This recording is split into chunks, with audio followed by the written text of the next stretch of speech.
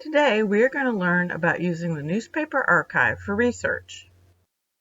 To get started, you'll want to go to our website. So you can see it's there, livingstoncountylibrary.org. And then from there you want to click on the e-content tab. And then you're going to need to scroll down and down and down almost to the bottom where you see Chillicothe Newspaper Archives. Now, these do cover 1889 to 1976. As of 1977, we don't have access to those at this time. Click the Go to Site, and it'll take you to this page where you'll need to log in. And the very first time, you will need to create an account. It's free, it's easy to use. I've already have an account here, and I have logged in. All right, now that we're logged in, I like to go to the advanced search and I type in what I'm searching for. There's a lot of different ways to play around with this, but I like to just start with a term and maybe no dates whatsoever. You can narrow it down by dates, but when I just type in Stephen Norris, I only get 5 hits anyway. You can scroll through. They show you little images on the left, and here's his obituary in 1929, so I'm going to go ahead and open that up. And there you can see, sometimes that's why it's hard to find people. They have initials. So I can click on the plus sign to make it bigger, the minus sign to make it smaller. I just sort of click and drag it around. There's a crop we'll come back to. You can go through the various pages of the issue, and then you can also mess around with the brightness and contrast if you need to. I don't normally have to do that. There's 2 different ways to crop. Here's one where you just use the pen and you can draw in the 4 corners and then you just crop it. What I normally use is a square. It pops up and you just drag it where you want, and then you just drag however long or however wide you want, and then you have to give it a name.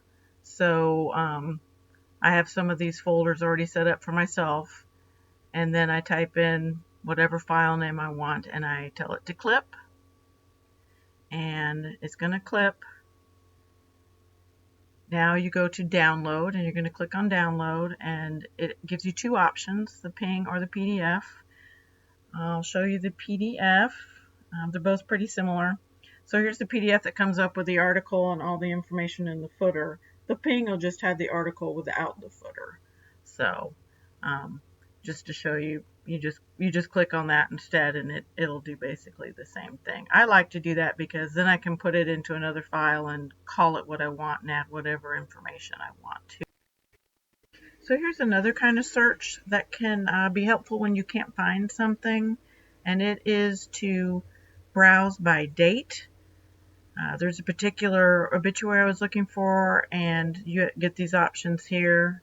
He died in 1916, so I'm going to go pick 1916. I have the date he died, but nothing would show up in the newspaper, and he was an important person, and I knew that wasn't right.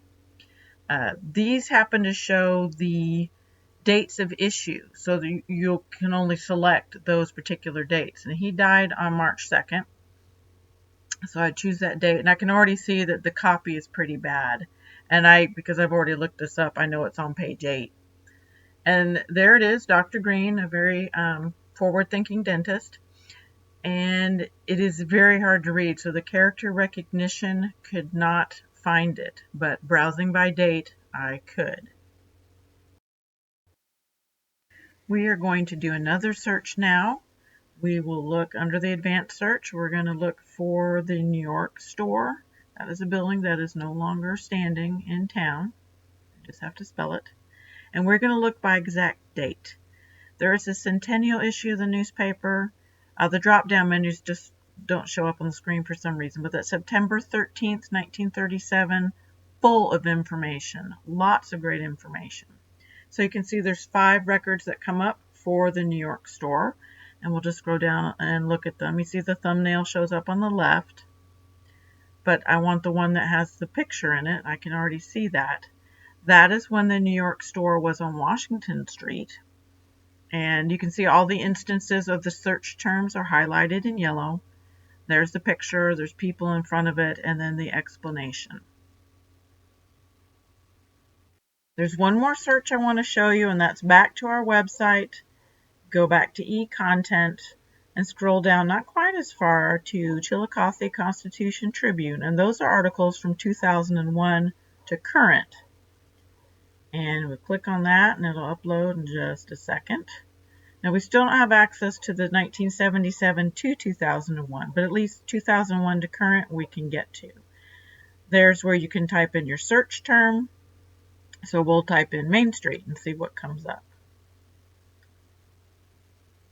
And we get a lot of hits for Main Street. Now these are set up differently.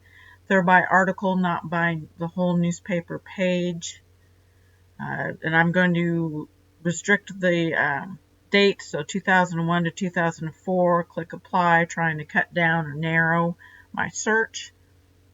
Here's mural project deemed a success. I click on that. It gives me a little summary, but then I click into it.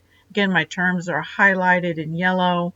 I can print it, I can download it, I can email it, I can make the font bigger or smaller. So a lot of the same functions, just set up a little bit differently for you for the more recent issues.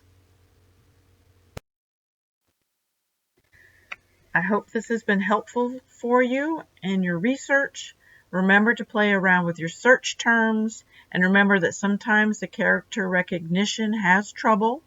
If you have any questions or issues, please reach out to me. My contact information is on the screen. Happy hunting!